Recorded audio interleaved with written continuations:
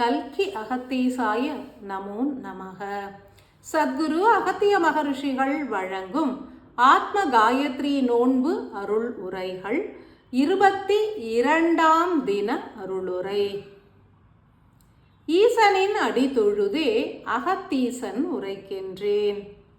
ஆகம வேதம் என்பது ஆன்மாவிற்கும் உயிருக்குமான இயக்கங்கள் குறித்தே தெளிவுற வெளிப்படுத்தும் ஓர் உன்னத நிலையாகும்.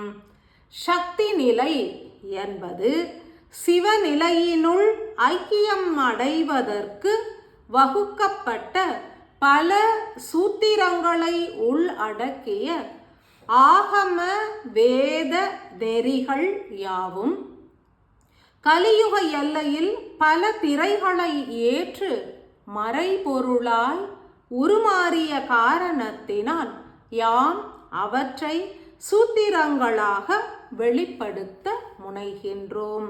ஓர் இலக்கினை நோக்கி அம்புதனை செலுத்த வேண்டும் எனில் வில் எனப்படும் கருவி அவசியமாகும்.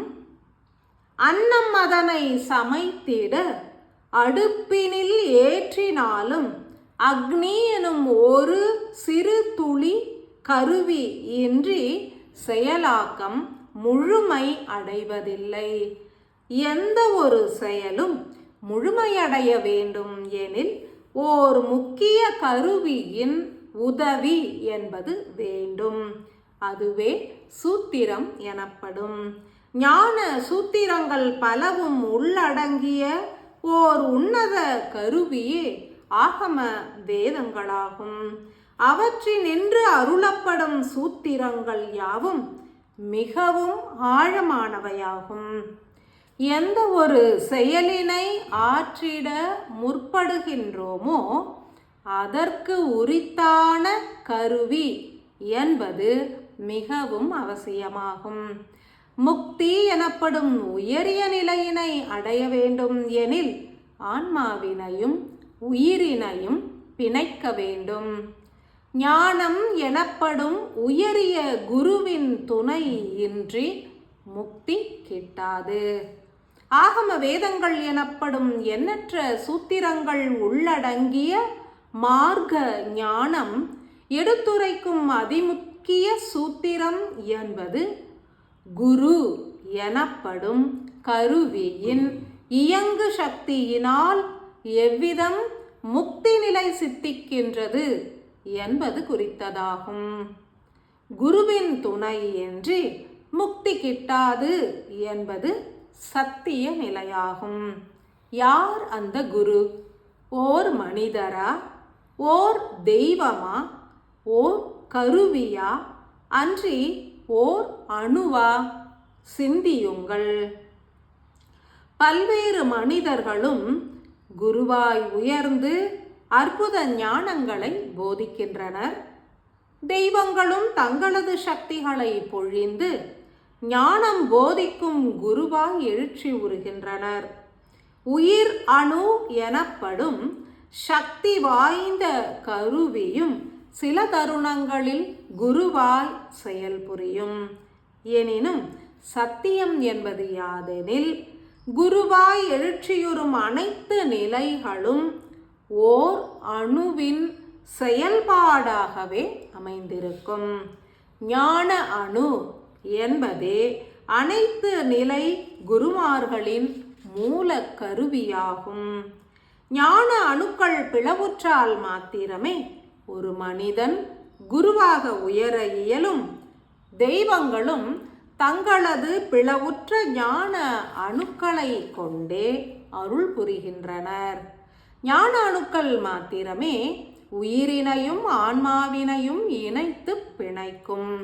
ஞான அணுவே பரமாத்மாவோடு கலப்புறவும் உதவிடும். எனில் அனைவருக்கும் அக குருவாய் விளங்கும் தட்சிணாமூர்த்தியாகிய ஞான அணுக்கள் குறித்து அறிந்திடுங்கள். ஒவ்வொரு மனிதரின் உள் மூளையிலும் சில ஞான அணுக்கள் உண்டு. மானுட ஆன்மா என்பது வெடிப்புதனை ஏற்று பரமாத்மா எனும் சூரிய மையத்திலிருந்து வெளிப்பட்ட தருணத்தில் சில பாதரச அணுத்துகள்கள் மாத்திரம் வீரியமாகவும் கூடிய வெற்றிடத்தினை உள்ளடக்கியதாகவும் அதிக எண்ணிக்கையில் நிர்மல அணுக்களை உடையதாகவும் விளங்கிடும். அவை யாவும் உயிரணுவினை சூழ்ந்து நிலைக்கின்ற ஞான அணுக்களாகும். ஆத்ம காயத்ரி மந்திரம் என்பது ஞான அணுக்களை தீண்டி பிளவுறச் செய்திடும் ஆற்றல் மிக்கது. புறத்தினில் அமையப்பெற்ற குருவும் அகத்தினிலே உள்ள ஞான குருவான அணுக்களும் ஒருங்கிணைய வேண்டும். ஆகம வேதத்தில் உள்ள அதிமுக்கிய சூத்திரம் என்பது புற குருவை கொண்டு அக குருவை தூண்டும் செயலாகும். புறத்தினில் குருவாக நிலைப்பது ஓசை எனும் அணுசக்தியாகும்.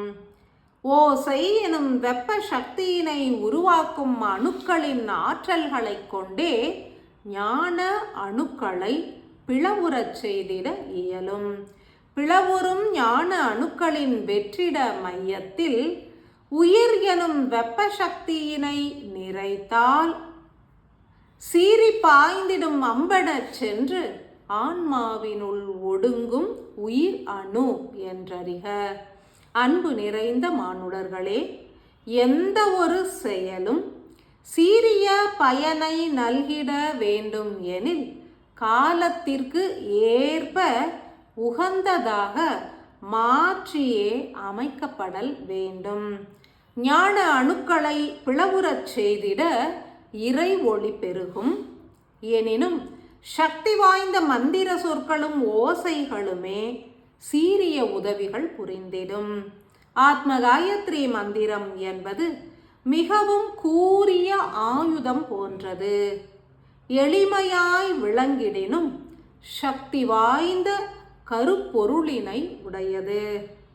ஆன்மாவே விழித்தெழு எனும் ஆற்றல் மிகு ஓசையினை உள்ளடக்கிய சொற்களை ஆழமாய் உரைத்து போற்றுகையில் தன்னிச்சை செயலாய் ஞான அணுக்கள் பிளவுறும். பிளவுறும் ஞான அணுக்களின் வெற்றிடத்தினில் பொன்னிற ஒளியானது முழுமையாக நிறைந்திருக்கும். அவற்றின் வெளிப்பாடு என்பது உள் மூளை முழுவதும் பரவி எண்ணற்ற அணுக்களுக்கும் ஒளி வழங்கும். ஞான ஒளி உள்மூளை முழுவதும் பரவினால் உயிர் அணுவானது ஈர்ப்புற்று ஞான அணுவின் வெற்றிடத்தினை சென்று அடையும். உடன் அபூர்வ செயலானது நிகழ்ந்தேறிடும்.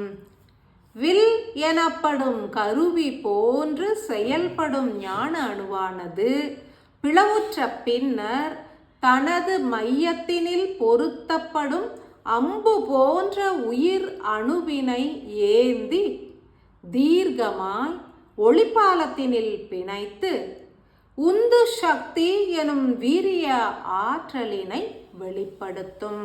அதன் மூலம் உயிர் அணு எனும் உணர்வு அலைகளை உள்ளடக்கிய வெப்ப சக்தியானது உச்சத்தினில் நிலைக்கும் ஆன்ம அணுவோடு ஒன்று கலக்கும்.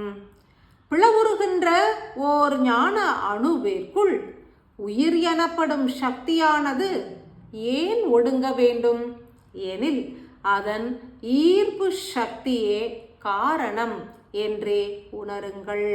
ஆத்ம காயத்ரி மந்திரத்தினை உரைத்து எத்தருணம் முழு கவனத்தையும் உள் மூளையின் மையத்தில் செலுத்துகின்றோமோ அத்தருணத்தில் பூரணமான ஆற்றல்கள் பெருகிடும். மந்திர ஓசையானது உள் மூளையின் மையம் வரை சென்று ஞான அணுக்களை தீண்டும் தருணத்தில் அவை உருகத் துவங்கும். உயிரணுவும் மந்திர ஓசையினை ஏற்று உருகிய நிலையினை எய்தும். எனினும் உயிரணு என்பது முழுமையாக பிளவுறாது. மாறாக பிளவுற்ற ஞான அணுக்கள் எனும் அணுவிலிருந்து வெளிப்படும் காந்த சக்தியினால் ஈர்க்கப்பட்டு அதன் மைய வெற்றிடத்தோடு கலப்புறும். ஞான அணுக்கள் எனும் குருமார்கள் அனைத்துமே உயிரினை ஆன்மாவோடு பிணைத்து முக்தி வழங்கும் சக்தி பெற்றவை ஆகும். எவ்விதம் ஒரு ஞான அணு பிளவுறும், எவ்விதம் அகமார்க்கத்தினில் ஞான குருவினை சரணாகதம் அடைவது, தட்சிணாமூர்த்தி எனும் ஞான அணுவானது பல காலமாய் மனிதர்களின் உயிர் விழிப்படையவே காத்துள்ளது. சப்த ரிஷிகளும் சனகாதி முனிகளும் தட்சிணாமூர்த்தியின் அருள் கடாட்சம் பெற்றிட காத்திருந்தனர். எனினும் அதற்கான தகுதியினை அடையவில்லை. என்று பிறவாமை வேண்டும், முக்தி வேண்டும், ஞானம் வேண்டும் என்றே எண்ணி உருகி தவம் இயற்றுகின்றனரோ அன்று துவங்கி உயிரானது முழுமையாய் விழிப்படையும் வரை ஆன்மாவாகிய சிவனாகிய தட்சிணாமூர்த்தியாகிய ஞான அணுக்கள் காத்திருக்கும் என்பதே சத்தியமாகும். ஆத்ம காயத்ரி மந்திரத்தினை ஆழ்ந்து உரைக்கும் தருணம் எவ்விதம் அக குருவான தட்சிணாமூர்த்தியாய் விளங்கும் ஞான அணுவானது பிளவுறும் என்றும், எவ்விதம் உயிரணுவானது ஈர்க்கப்படும் என்றும் பூரணமாய் உணர வேண்டும். பிற ஆன்மாக்களை தூண்டி மந்திரம் உரைத்து ஏற்றுவிட வழிவகை புரியும் தருணத்தில் எவ்விதம் இலகுவாய் ஞான அணுக்கள் பிளவுறுகின்றன என்றுமே யாம் எடுத்துரைப்போம். ஞான அணுக்களில் இருந்து வெளிப்படும் அமிர்த ஒளி ஆற்றலே அன்பு என்றுமே உணர கடவது. உணர உணர உள் ஒளி பெருகும். அன்பு நிறை ஆசிகள். அன்பாலயம்